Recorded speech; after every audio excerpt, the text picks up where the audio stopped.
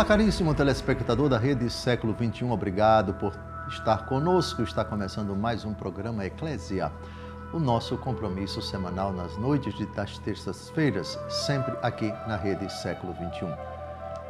O nosso propósito nos programas Eclésia é sempre abordar assuntos, temas, tópicos, aspectos da pessoa de nosso Senhor e Salvador Jesus Cristo. Continuamos com esse propósito. O tema de hoje, acho que vai lhe interessar muito. Ele é, no mínimo, curioso, mas toca diretamente o seu relacionamento com o Senhor Jesus. Trataremos hoje do fogo de Cristo. Fogo, é isso mesmo, fogo, fogo. Essa realidade bonita e ao mesmo tempo temida, ao mesmo tempo também perigosa, o fogo material. Estou falando do fogo material. Também, do ponto de vista espiritual, nós veremos que essa realidade deve provocar no nosso coração um santo temor, porque Jesus, quando fala dessa realidade do fogo eterno, do fogo que não se extingue, do fogo que não se apaga, isso também vai ser tratado, vai ser abordado neste programa. A primeira vez que a palavra fogo aparece na Bíblia é no contexto da construção da Torre de Babel, os tijolos que são cozidos ao fogo. A humanidade, afastada de Deus depois do dilúvio, agora está com um empreendimento que vai deixar o Senhor Deus indignado. A segunda vez que a palavra fogo aparece na Bíblia é aquela realidade que vai destruir com enxofre e fogo duas cidades, e vocês já sabem quais foram essas cidades varridas do mapa com enxofre e fogo: Sodoma e Gomorra. Bem, o tema do fogo, eu só disse essas pinceladas no Antigo Testamento, porque não vamos centrar nossas atenções no Antigo Testamento. Vamos ficar com o Novo Testamento, até porque o título do programa é O Fogo de Cristo. Então, vamos fazer a seguinte pergunta: qual foi a primeira vez que a palavra fogo a respeito de Jesus aparece nos Evangelhos, no Novo Testamento? Aparece nos lábios de São João Batista. Vejamos Mateus capítulo 3, versículo 11, o que diz o precursor do Messias. Eu vos batizo com água, em sinal de penitência, mas aquele que virá depois de mim é mais poderoso do que eu, e nem sou digno de carregar seus calçados. Ele vos batizará no Espírito Santo e em fogo.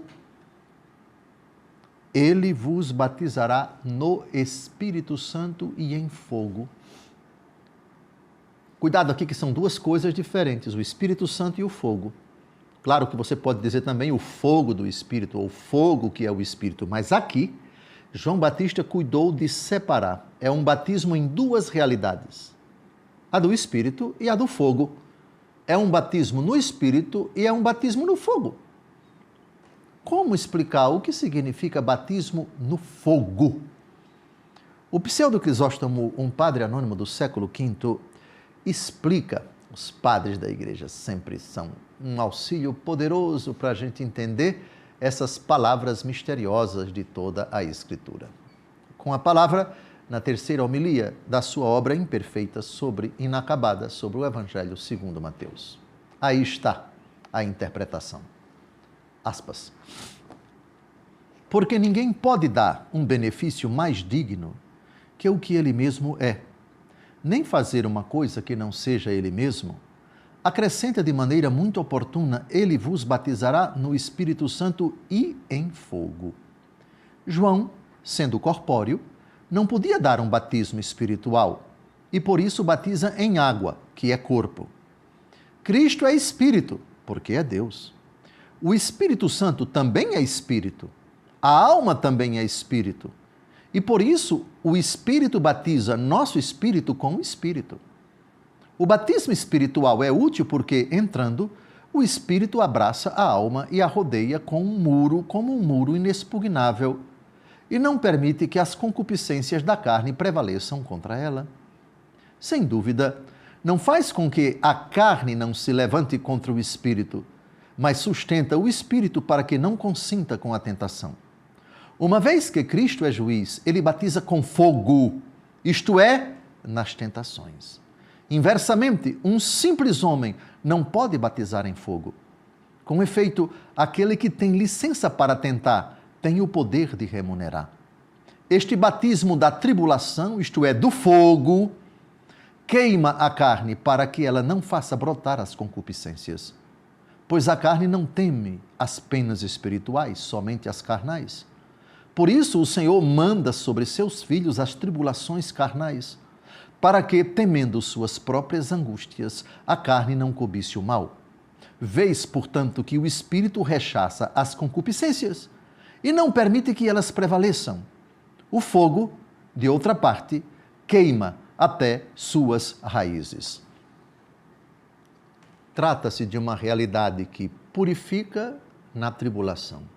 O que é que o fogo do sentido material provoca naquelas realidades que são passíveis de combustão e podem ser queimadas? Pensemos nas criaturas animais, particularmente o homem. O fogo abrasa, ele cauteriza, ele causa dor, o que evoca sofrimento. O batismo no fogo é aquilo que Jesus diz para os filhos de Zebedeu, Tiago e João: vocês podem beber do cálice que eu vou beber? Podemos. Jesus aqui está falando da sua paixão. Eu vou batizar vocês no Espírito Santo e nessa provação, e nessa tribulação. Na tribulação, vocês vão ser lavados, vocês vão ser purificados, vocês vão ser renovados. Quem quiser me seguir, negue-se a si mesmo. Tome a sua cruz todos os dias e siga-me. Pois bem, daqui a pouco nós vamos ver que Jesus vai dizer: toda pessoa vai ser salgada pelo fogo. E depois ele vai dizer: eu vim trazer fogo à terra. E como eu gostaria que ele já estivesse aceso. Pois bem, o fogo evoca essa ideia de tribulação, ocasião em que a pessoa é purificada, a pessoa é lavada, a pessoa é transformada. No batismo de Jesus nas águas do Jordão, Jesus mergulha e depois sai da água, símbolo da sua paixão e morte, quando ele mergulha, e da sua ressurreição, quando ele sai. Vejam, nas águas do Jordão, nós temos o Espírito Santo em forma de pomba, que aparece sobre Jesus depois que ele sai da água. Não por acaso, no dia de Pentecostes, o Espírito Santo aparece sim, mas não em forma de pomba, mas em forma de línguas de fogo. Vós sereis minhas testemunhas. O discípulo não é melhor do que o mestre. Se eles me perseguiram, hão de perseguirem a vós. Todos esses textos, com o Pseudo Crisóstomo, ajudam a gente a entender o que significa: ele batizará no Espírito Santo e em fogo. Agora vamos ao Evangelho segundo Marcos, capítulo 9, de 49 a 50. Palavras do próprio Jesus agora, não é João Batista, agora é Jesus. Porque todo homem será salgado pelo fogo. O sal é uma boa coisa, mas se ele se tornar insípido, com que lhe restituireis o sabor? Tende sal em vós e vivei em paz uns com os outros. Curioso que Jesus aqui diz: todo homem será salgado pelo fogo. Não seria melhor Jesus dizer salgado pelo sal? Ou então queimado pelo fogo? Por que é que Jesus joga com salgar e fogo? Salgado pelo fogo? Por causa da frase que vem logo a seguir. Qual é o papel do sal? O sal é conserva, o sal preserva e o fogo queima. E ao queimar, purifica. E ao purificar, abrasa. E ao abrasar, tira todo vestígio de imperfeição.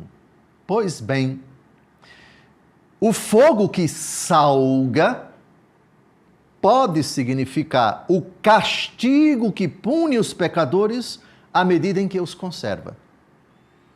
Ou então o fogo que purifica os fiéis aprovação, o julgamento de Deus, para deles fazer vítimas agradáveis a Deus.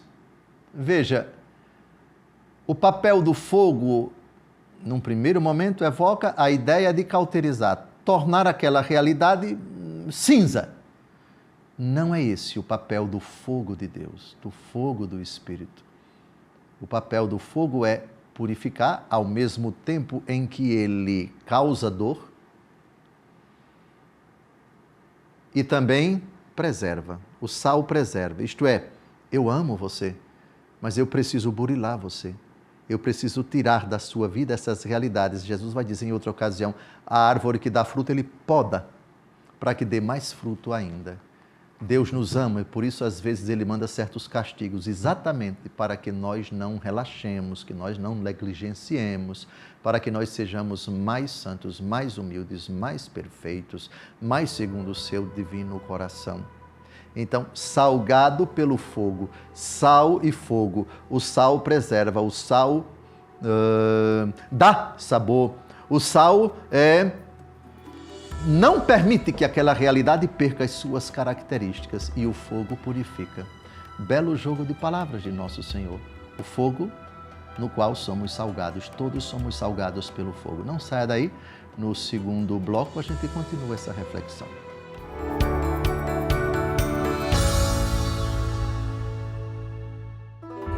Olá, caríssimo telespectador da Rede Século XXI, obrigado por ter permanecido conosco depois desse breve intervalo. Está começando o segundo bloco do nosso programa Eclésia, hoje debruçando-se sobre o argumento, o fogo de Cristo. No primeiro bloco nós vimos o fantástico texto de Mateus capítulo 3, versículo 11, palavras de João Batista, que anuncia que Jesus vai batizar no Espírito Santo e em fogo. Já explicamos o que significa esta expressão com o pseudo Crisóstomo. Depois nós avançamos para Marcos 9, de 49 a 50, frase do próprio Jesus, todo homem será salgado pelo fogo. Esse fogo aqui não é o fogo do inferno, porque Jesus diz todo homem, todo homem. E no céu já temos muitos santos.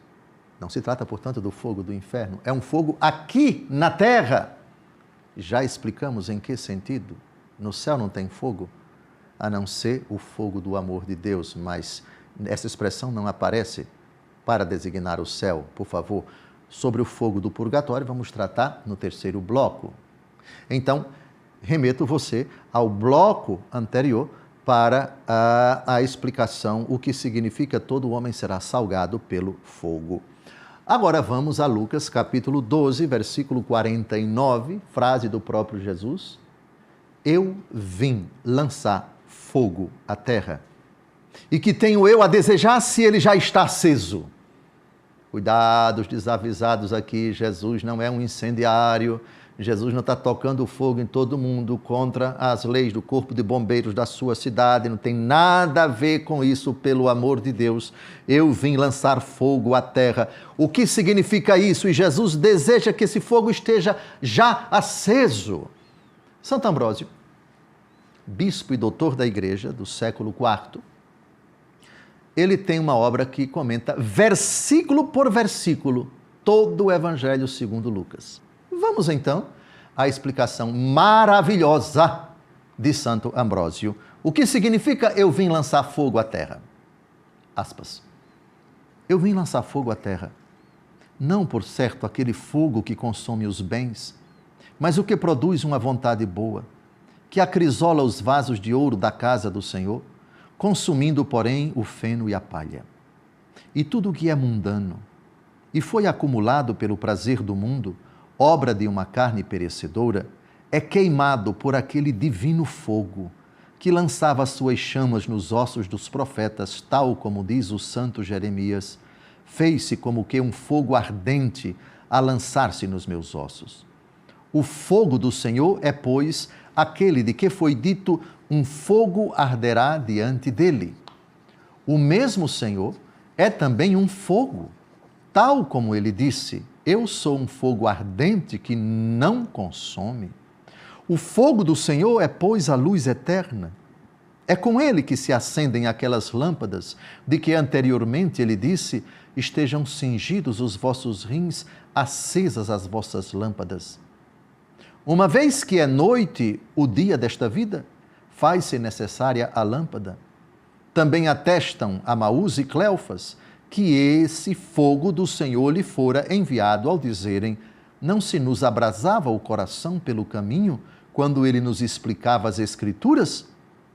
Ensinaram-nos eles, assim de modo evidente, qual é a ação desse fogo que ilumina os recônditos do coração. E talvez por isso o Senhor haja de vir no fogo, a saber, para consumir todos os vícios no tempo da ressurreição, completar com sua presença os desejos de cada um e acender a luz sobre os méritos e os mistérios. Fecha aspas. No meu entendimento, uma explicação fantástica. É um fogo de outra natureza, não é um fogo físico. Não ardia o nosso coração quando ele nos explicava as Escrituras? Arder. A condição de uma realidade que está sendo queimada, que está sendo sujeita a uma temperatura alta. Eu diria, muito alta. Oh, eu vim trazer fogo à terra. Cleofas e o seu companheiro, Santo Ambrósio, aqui diz que o segundo companheiro de Cleofas se chamava Amaús, um jogo de palavra com a cidade de Emaús. Mas veja, no Evangelho segundo Lucas, que é o único que cita o episódio dos discípulos de Emaús, não é dito o nome do companheiro de Cleofas. Aqui, Santo Ambrósio está emitindo uma opinião. Mas Cleofas é o nome de um deles, sem dúvida alguma. Pois bem, aqui está, eu vim trazer fogo à terra. O papel do fogo também é cauterizar. Veja. Você tem uma pessoa em cujo coração residem vícios, maldades, perversidades, hábitos. Essa pessoa está mergulhada, chafurdada, numa vida de pecado, etc. E vem então Cristo Jesus, ele que é o fogo, seja o fogo de sua palavra. O episódio de Emaús é clássico nesse sentido. Jesus vai explicando as Escrituras e o coração deles vai ficando, digamos assim, abrasado.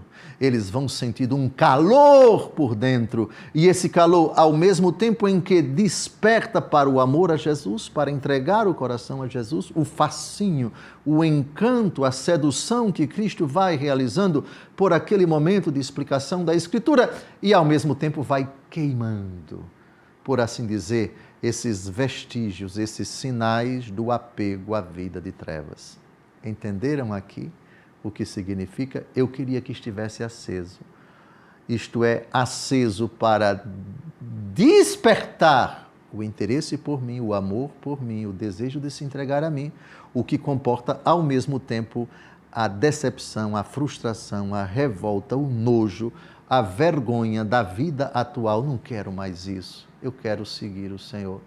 Na casa do meu pai há muitas moradas. Vejam, na parábola do filho pródigo nós temos um exemplo clássico de um fogo que abrasa, eu aqui passando fome. Ou seja, isso não é vida, isso é um inferno, isso é uma pocilga. Eu não quero mais ficar aqui nessa vida mal cheirosa, nessa atitude, nessa postura, nesse hábito, nessa existência nojenta, sórdida, pútrida. Vou me levantar.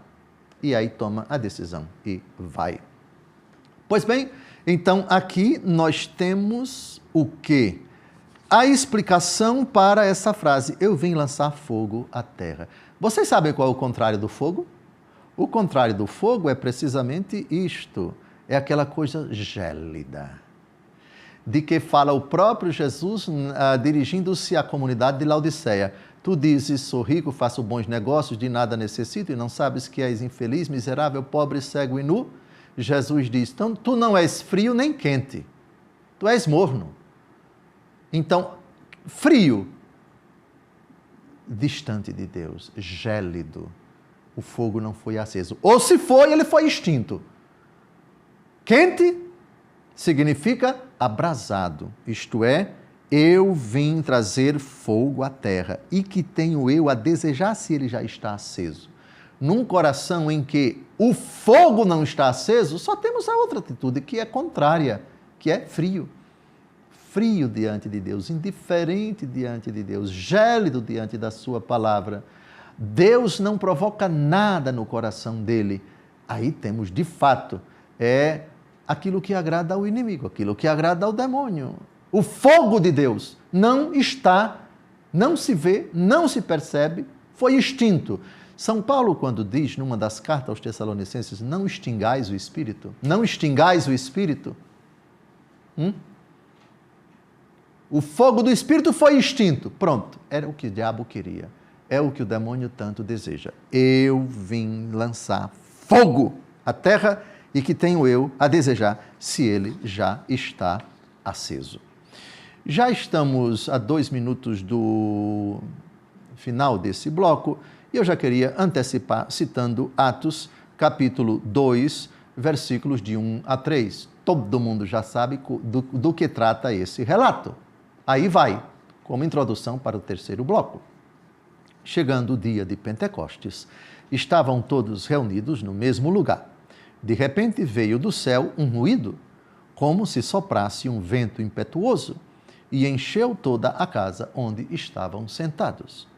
Apareceu-lhes então uma espécie de línguas de fogo, que se repartiram e pousaram sobre cada um deles.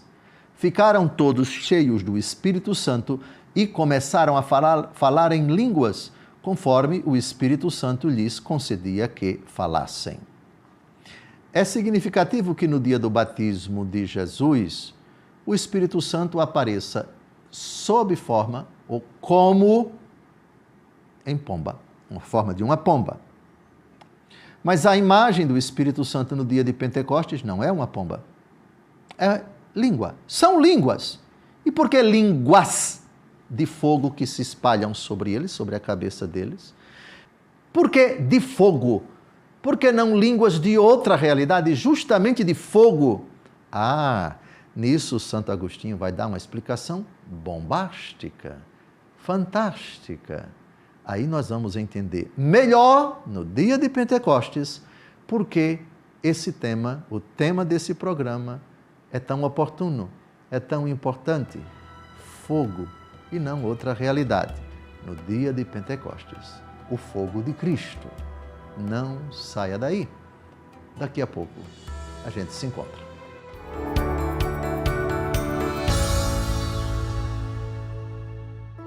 Olá, caríssimo telespectador da Rede Século XXI, obrigado por ter permanecido conosco depois desse segundo intervalo.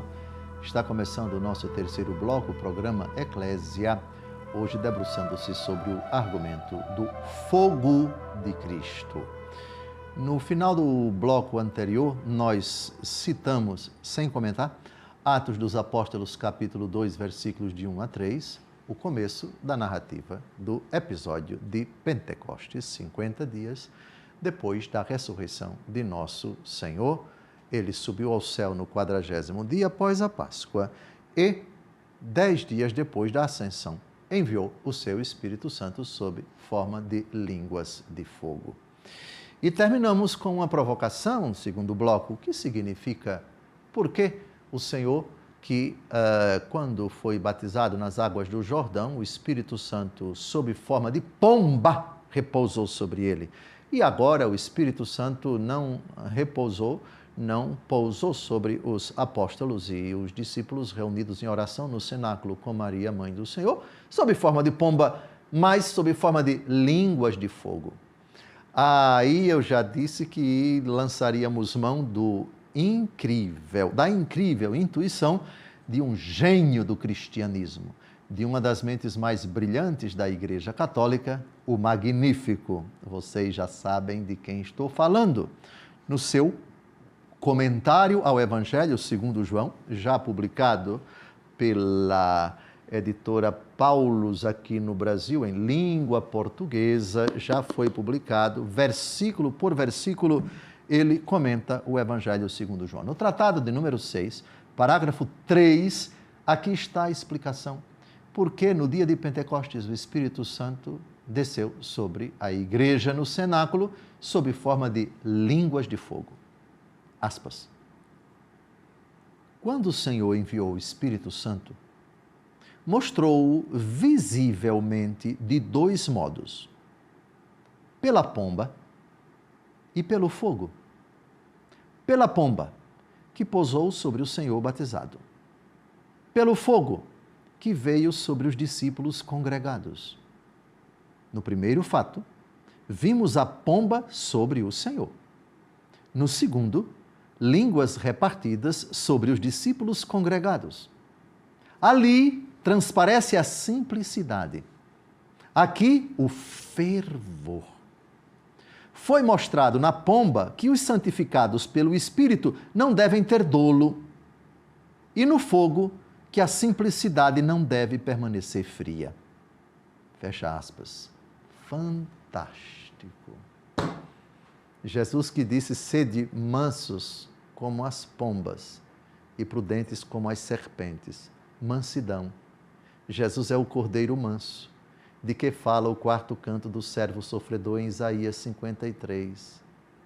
Humildemente ele entra na fila para ser batizado, como todo mortal mergulha nas águas do Jordão, simbolizando sua morte. Na cruz, ali está a mansidão que não reage. Ali está a simplicidade que é tratada como um bandido, um Deus que se aniquila. Por isso, o símbolo do batismo de Jesus, que evoca a antecipação, a síntese de sua missão, que vai atingir o ápice na sua paixão, morte e ressurreição, a pomba. Mas no dia de Pentecostes, não pomba, fervor. Fervor, a palavra fervor, portanto o ímpeto, lembra, sabe o quê? Qual é a etimologia da palavra fervor? Você já ouviu falar do verbo ferver? Ferver significa entrar em ebulição. A água está em uma temperatura tal que ela borbulha e ferve, como que explode. Sai de si, toma corpo, está muito quente, está abrasando-se. Pronto. A pomba não tem dolo, não tem maldade, evoca aquela ideia de pureza. Eis o puro sendo batizado, eis o santo, eis aquele em quem não há pecado, não há mancha, não há mácula. Eis o simples, o simplicis, o sem pregas, eis aquele em quem não há nenhum vestígio de imperfeição. Pomba.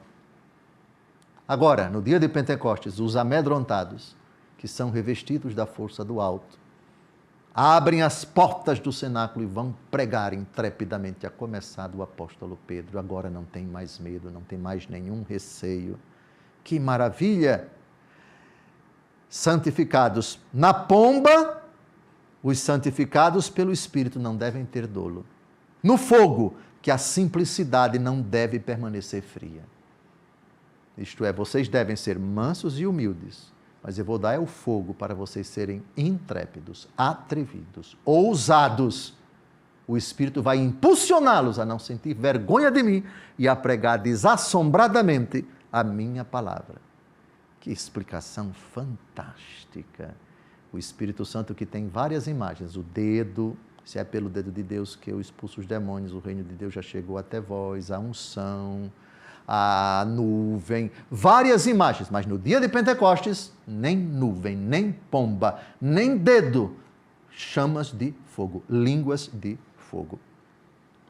Agora pulemos para 2 aos Tessalonicenses, capítulo 1, versículos de 6 a 9. Quando o Senhor vier, ele virá com poder e glória. São Paulo aqui vai falar de uma imagem muito curiosa para evocar o poder de Deus, o império de Jesus. Aquele que veio humilde virá com poder e glória. 2 aos Tessalonicenses, capítulo 1, de 6 a 9. Justo é que Deus dê em paga aflição àqueles que vos afligem, e a vós, que sois afligidos, o alívio, juntamente conosco no dia da manifestação do Senhor Jesus. Ele descerá do céu com os mensageiros do seu poder, por entre chamas de fogo, para fazer justiça àqueles que não reconhecem a Deus e aos que não obedecem ao Evangelho de nosso Senhor Jesus Cristo. Eles sofrerão como castigo a perdição eterna, longe da face do Senhor e da sua suprema glória. Ele descerá do céu por entre chamas de fogo. O que significa isso? Ele descerá do céu com poder e glória. O fogo tem o poder de, digamos assim, incutir nas pessoas o respeito, o temor.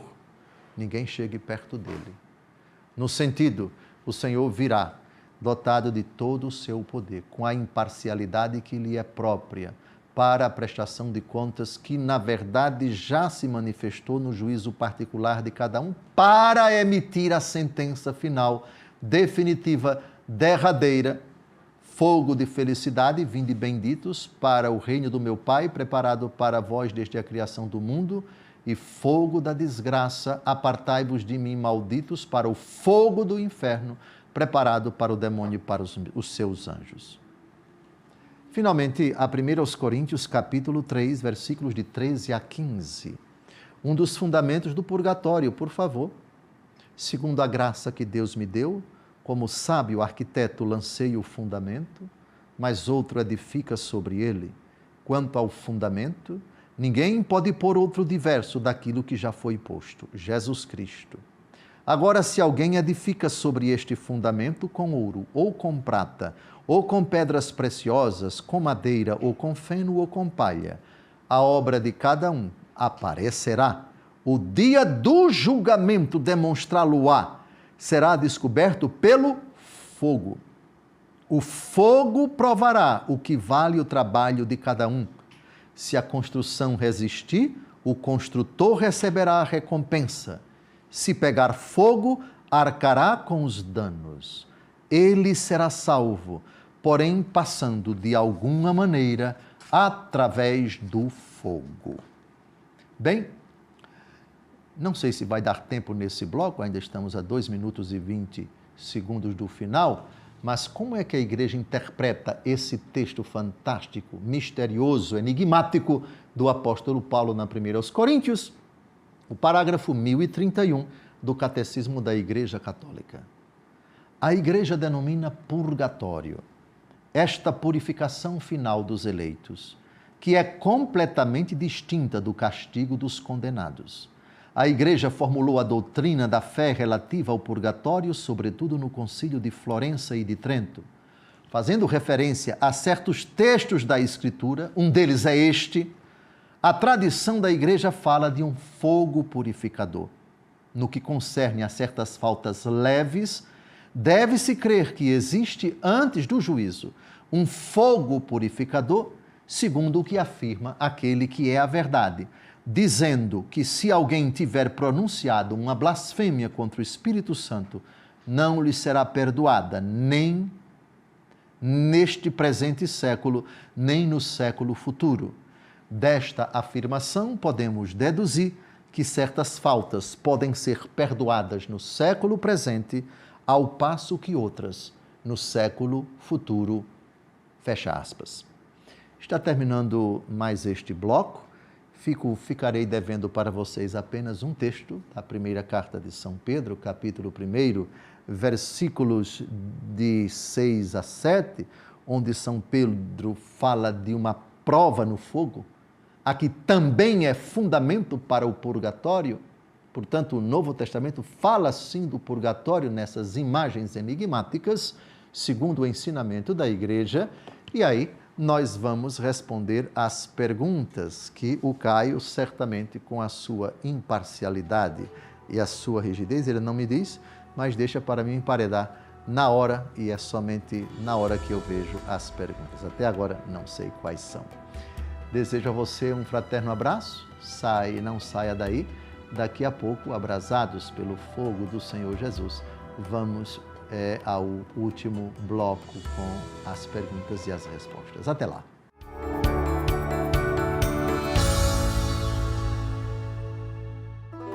Olá, caríssimo telespectador da Rede Século XXI, obrigado por ter permanecido conosco depois desse terceiro intervalo. Está começando o nosso último bloco, o programa Eclésia, hoje debruçando-se sobre o argumento O Fogo de Cristo.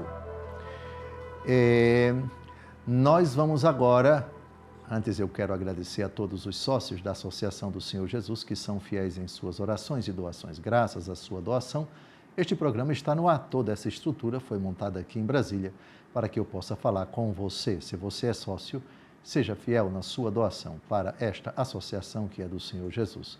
Como diz sempre o nosso querido Padre Eduardo, se você não é sócio e está acompanhando o programa, doe pelo Pix que aparece aí na sua tela. É simples de doar e você ajudará a Associação do Senhor Jesus na missão de evangelizar. Agora nós vamos responder as perguntas. São poucas porque só temos 10 minutos e 30 segundos para as perguntas. Eu sempre garanto a vocês, quem as seleciona das muitas que são enviadas é o Caio e ele as coloca, acabou de colocar ali naquele teleprompter. Eu vou ver agora, vocês têm a minha palavra de que eu não sei até esse exato momento as perguntas. Vamos então a elas. Primeira pergunta. Dom José, de acordo com o primeiro bloco, o fogo pode ter essas duas interpretações? Fogo do Espírito Santo como línguas de fogo e também fogo das provações para a purificação? Sim, a resposta é sim. Por quê? Porque em Marcos capítulo 9, versículos de 49 a 50, nós vimos todo homem será salgado pelo fogo. A ideia de sal e de fogo. O fogo cauteriza. Quando, por exemplo, o bronze ou o ferro, que estão com impurezas, com imperfeições, com a ferrugem, etc., são submetidos a alta temperatura, aquela imperfeição sai, o fogo aí purifica. O fogo tira as impurezas. E o sal, ele conserva.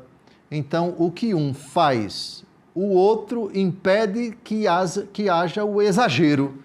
Porque o fogo, numa determinada condição, numa elevada temperatura, pode queimar as realidades. Mas não é assim o fogo de Deus. Ele prova, ele castiga, por que não dizer também, e ao mesmo tempo ele conserva. O sal, ele protege, ele preserva e conserva. Conserva a qualidade, as condições, a estrutura, o próprio ser.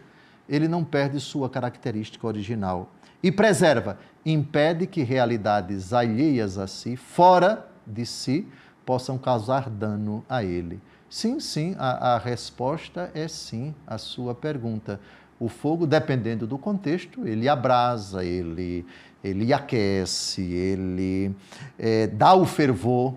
É o contexto do Espírito Santo no dia de Pentecostes e também é o contexto de que fala São João a respeito do batismo de Jesus. Ele vos batizará no Espírito Santo e em fogo, o fogo das provações, o fogo da tribulação, nas quais, provação e tribulação, nós somos purificados, nós aprendemos, nós amadurecemos, nós crescemos em santidade, nós nos identificamos com Jesus, tomando a nossa cruz todos os dias.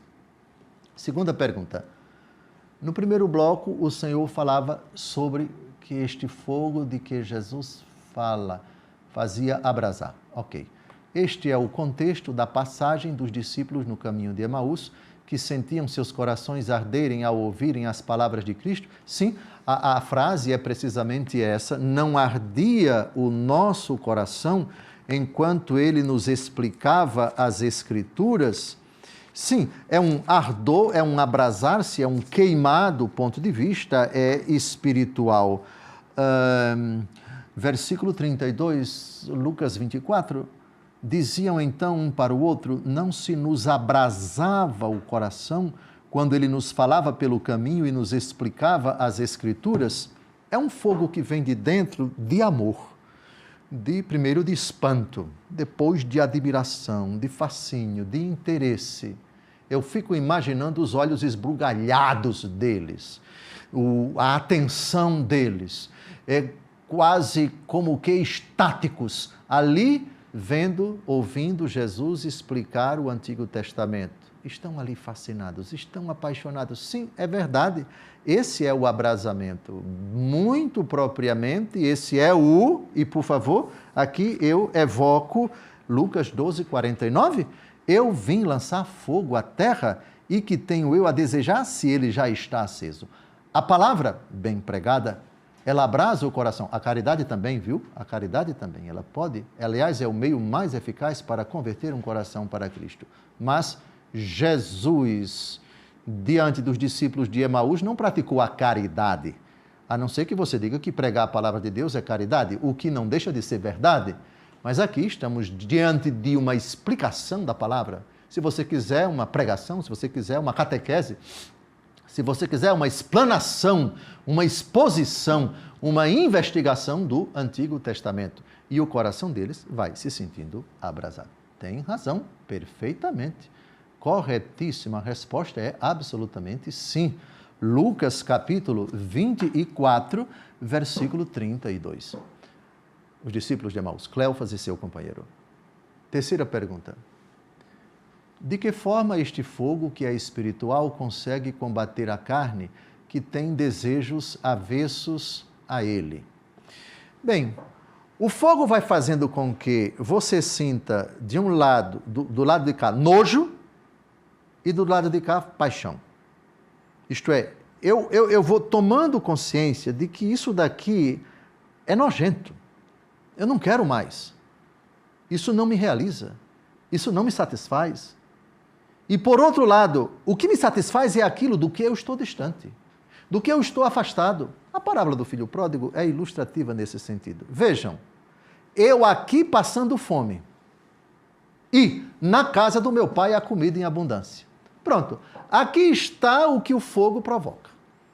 O fogo cauteriza aquilo que antes eu julgava, reputava que era maravilhoso, que me realizava, que me trazia felicidade. E do outro lado me impulsiona para aquilo de que eu me distanciei. Não ardia o nosso coração enquanto ele nos explicava as Escrituras? Isto é, eu não tinha entendido dessa forma, eu não tinha visto nessa ótica, eu não tinha compreendido com essa profundidade, e isso é fantástico. Isso é uma fonte que agora está diante de mim, um manancial no qual eu quero mergulhar. Lembram do que foi que a samaritana disse? Senhor, dá-me desta água para que eu não venha mais aqui. Ela já estava abrasada. Jesus falando, explicando as Escrituras para ela, dando, explicando, fazendo uma catequese. Agora, ela está verdadeiramente seduzida, ela está verdadeiramente já, digamos assim, entregue. Ela se rendeu diante de nosso Senhor e Salvador Jesus Cristo. Eu queria ver a outra pergunta. Vamos à pergunta de número 4. De acordo com a explanação de hoje, o fogo como ardor do Espírito Santo quer habitar no ser humano, correto? Qual a importância dos sacramentos na vida dos homens para a obtenção das graças desse Espírito Santo? Recebemos o Espírito Santo por meio dos sacramentos? Todos os sacramentos conferem o Espírito Santo. Quem come a minha carne e bebe o meu sangue tem a vida eterna e eu ressuscitarei no último dia. Aqui está o fogo que abrasa o coração de quem comunga com as devidas disposições o corpo, sangue, alma e divindade de nosso Senhor Jesus Cristo. Aliás, na própria celebração eucarística, sim, a igreja reconhece que aquilo que aconteceu, porque ela diz que, no catecismo que a igreja primitiva chamava a Eucaristia de fração do pão.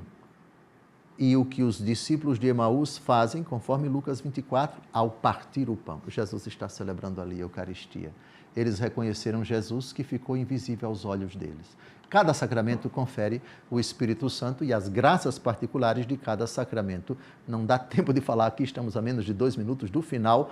Confere verdadeiramente o Espírito Santo. São os sacramentos do Espírito. Eles concedem a efusão do Espírito, eles santificam pela força do Espírito Santo. O sacramento tem uma eficácia própria, eles agem pela força da própria operação da graça de Deus, ex opere operato, e isso pela força do Espírito Santo. Quinta e última pergunta, O fogo pode também ter uma conotação ruim dentro da Sagrada Escritura quando se trata do inferno? Sim, apartai-vos malditos para o fogo do inferno, preparado para o demônio e para os seus anjos. Isto é, os teólogos chamam as duas penas do inferno, a pena de condenação e a pena de dano. A pena de condenação, apartai-vos de mim. A consciência de que por toda a eternidade a alma viverá distante de Deus, e isso é semelhante a um fogo de uma natureza muito diferente, extremamente diferente do fogo que nós imaginamos. É um fogo que queima e causa sofrimento, revolta, desespero, angústia, e isso jamais acabará. E a pena de dano são as outras consequências para o corpo, para a alma, a consciência de ter cometido pecados, de ter ofendido a Deus, de ter se afastado de Deus, e isso por toda a eternidade. Trata-se de um fogo diferente do fogo do purgatório, que não é o fogo, a não ser que você diga que Deus, sem dúvida alguma, amará para sempre todas as criaturas, mas o amor de Deus, por não ser correspondido, por não ter sido correspondido, a presença de Deus na vida dos condenados vai causar um extremo sofrimento, uma profunda dor semelhante à de um fogo inimaginável. Um grande abraço, Deus abençoe sua vida, até o próximo encontro, se Deus quiser.